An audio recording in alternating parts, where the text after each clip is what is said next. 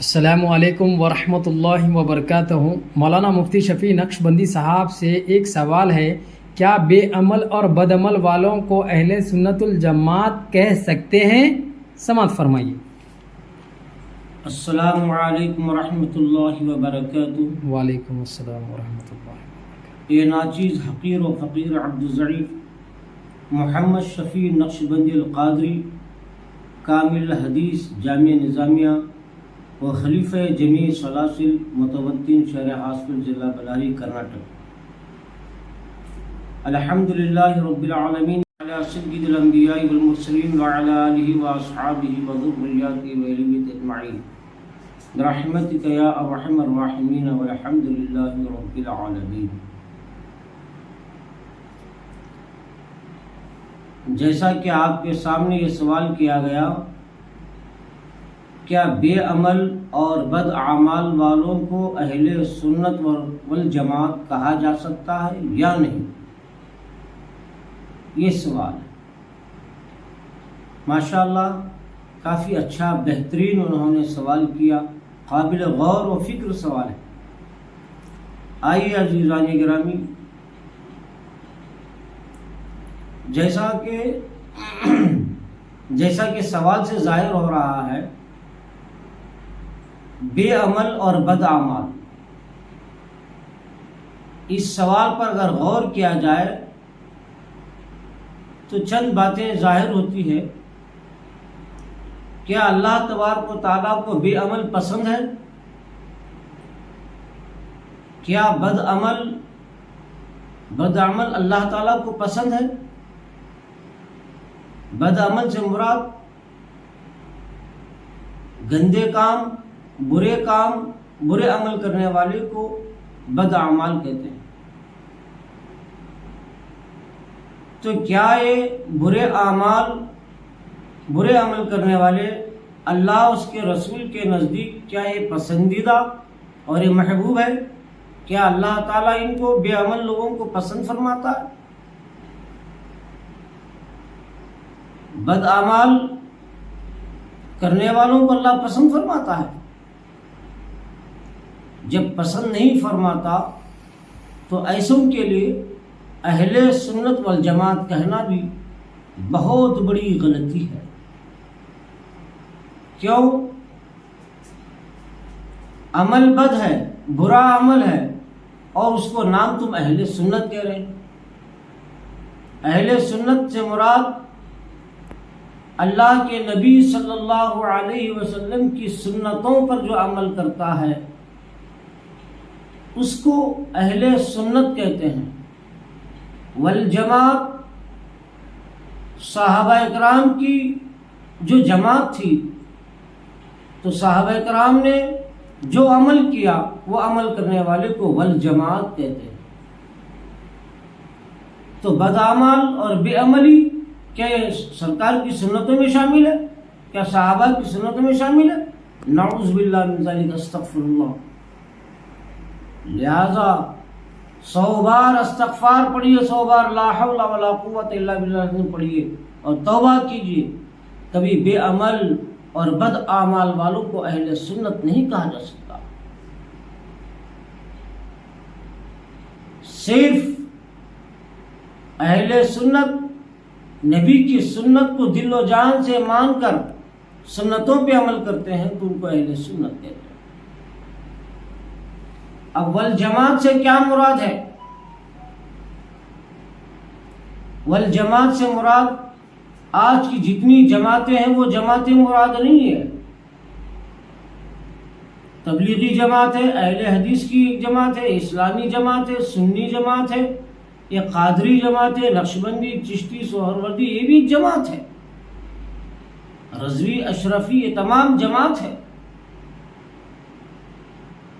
تو یہ جماعت سے مراد، والجماعت سے مراد یہ جماعت نہیں ہے۔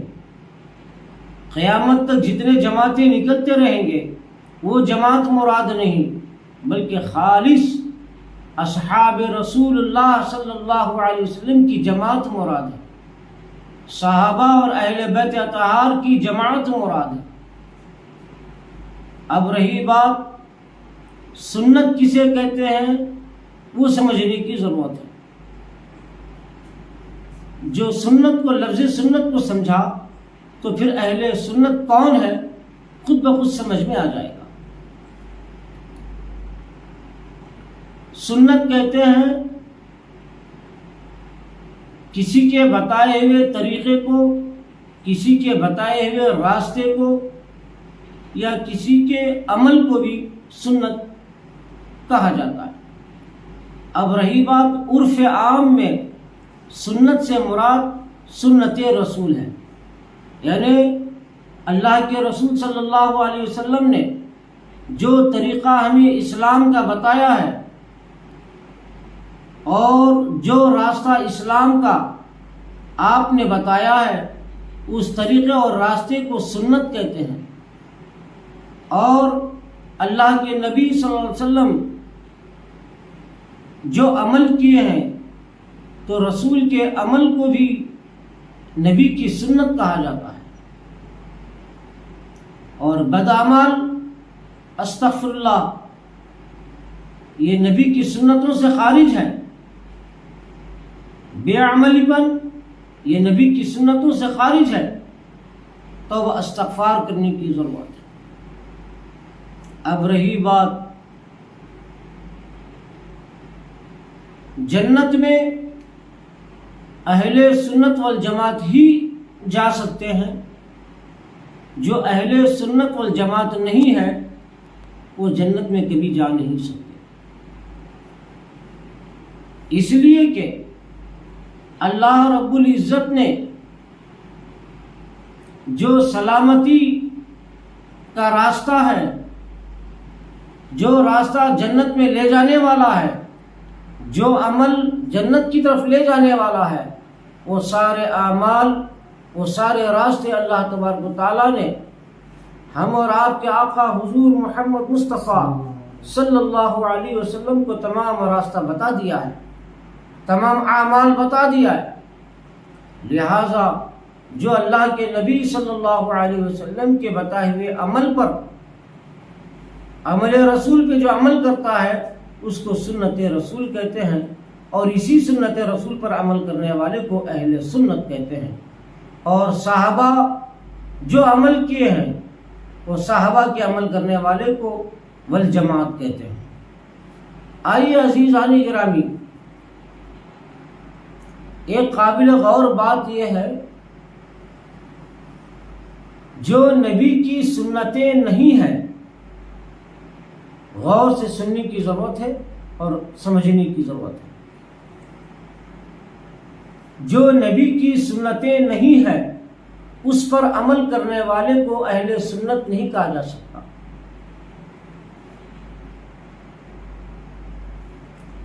جیسا کہ مثال کے طور پر فاتحہ دلانا جائز ہے، اہل سنت والجماعت کے نزدیک فاتحہ دلانا جائز ہے، لیکن نبی کی سنت نہیں ہے.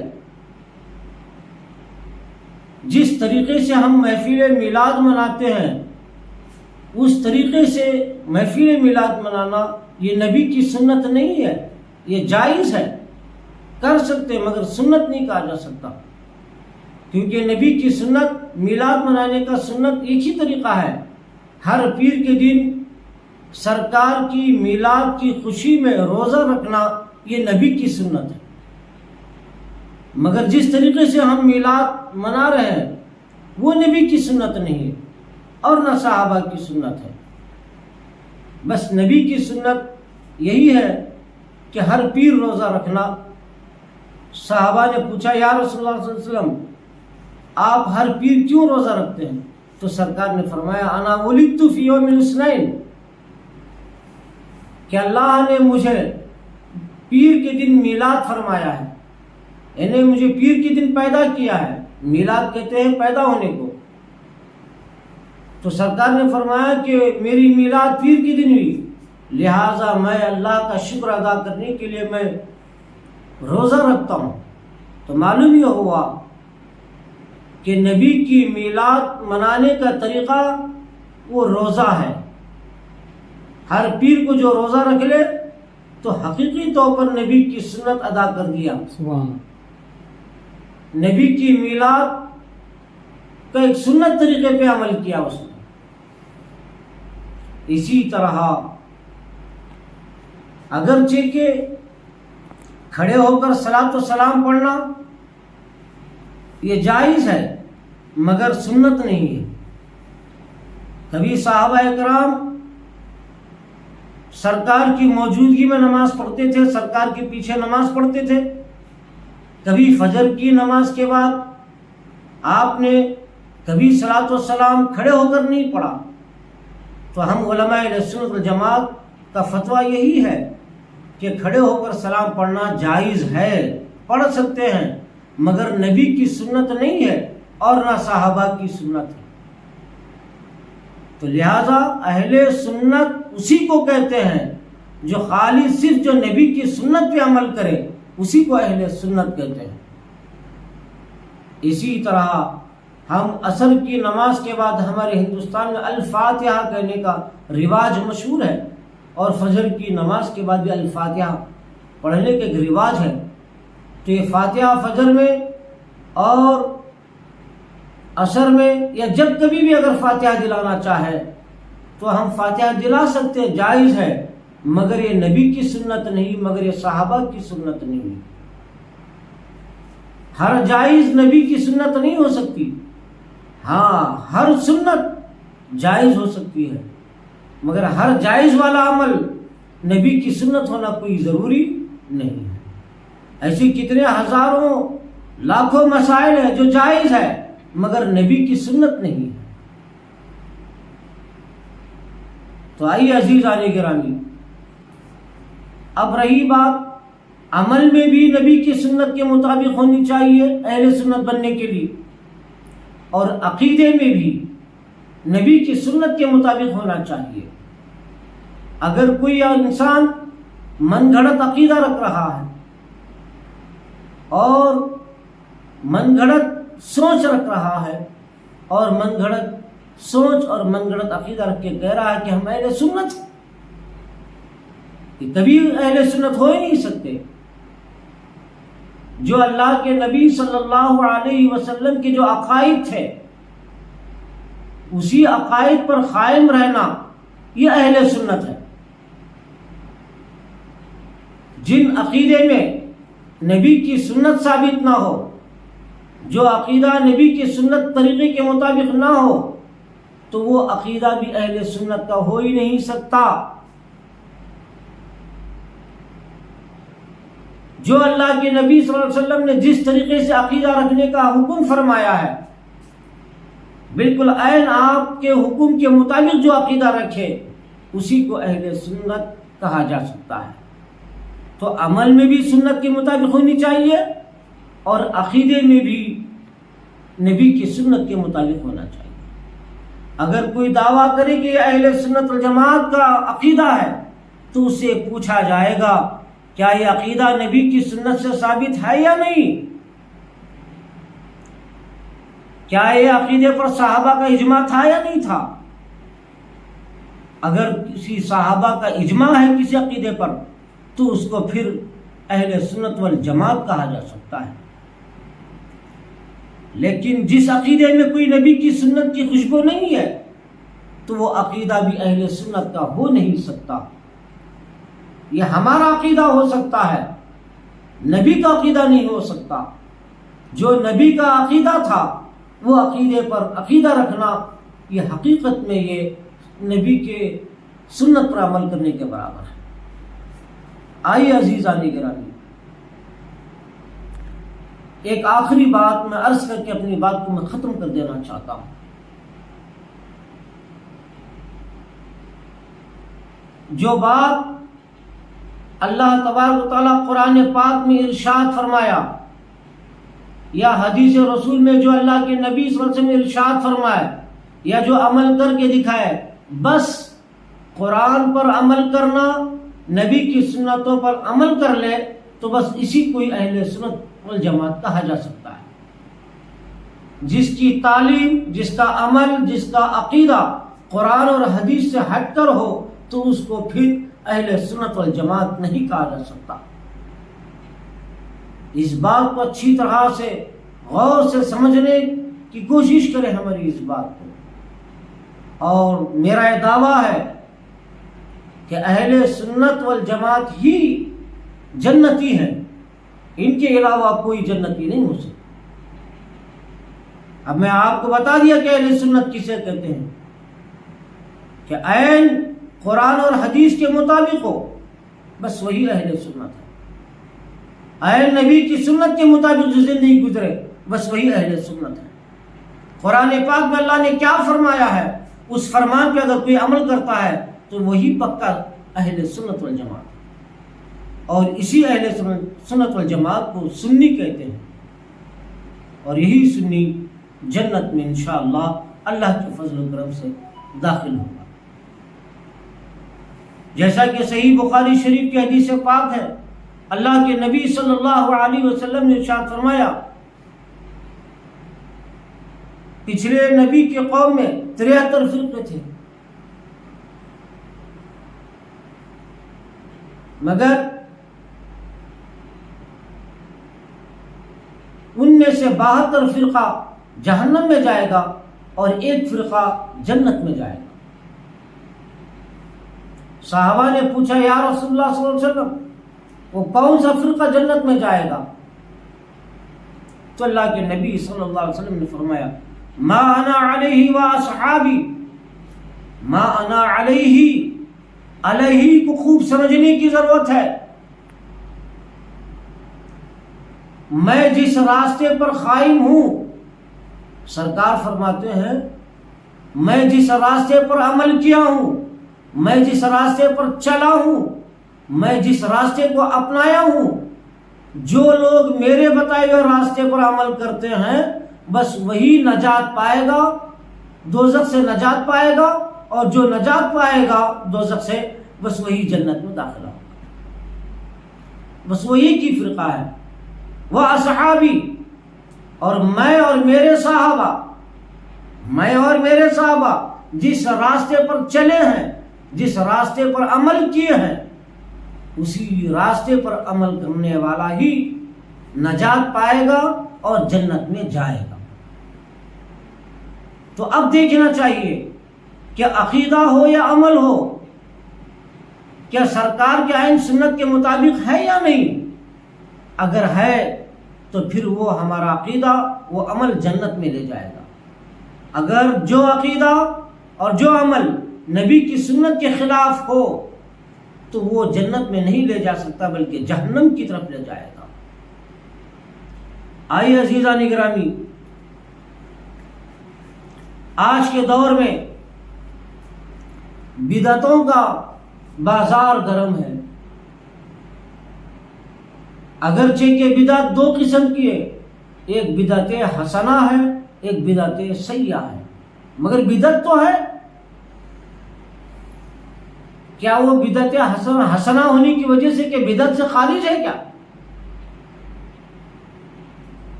بتائیے آپ.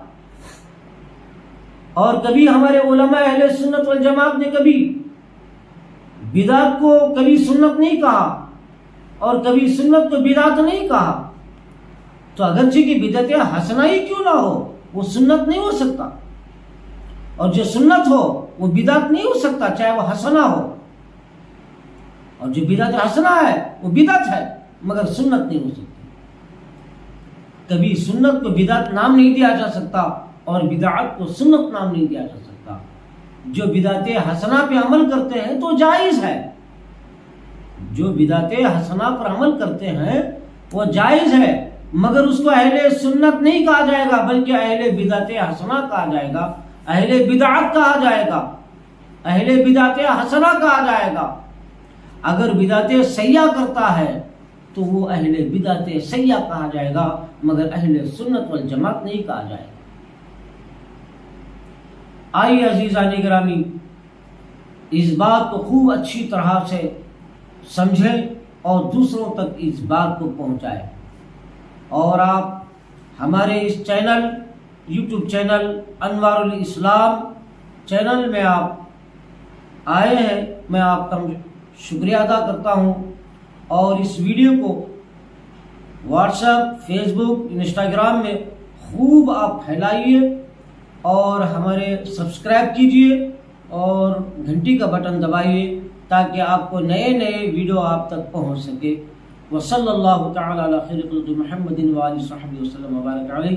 آخر میں اللہ تعالیٰ سے میں دعا کرتا ہوں کہ اے اللہ تو اپنے فضل و کرم سے نبی کریم صلی اللہ علیہ وسلم کے وسیلے سے مولا ہم کو صرف حق کو سمجھنے اور تیرے رسول کے بتائے ہوئے راستے پر چلنے اور اس کو خوب سمجھنے اور اس پر عمل کرنے کی توفیق عطا فرمائے. وصلی اللہ تعالی علی خیر خلقہ ونور عرش سیدنا مولانا محمد وعلی آلہ واصحابہ وذریتہ اجمعین برحمتک یا ارحم الراحمین والحمد للہ.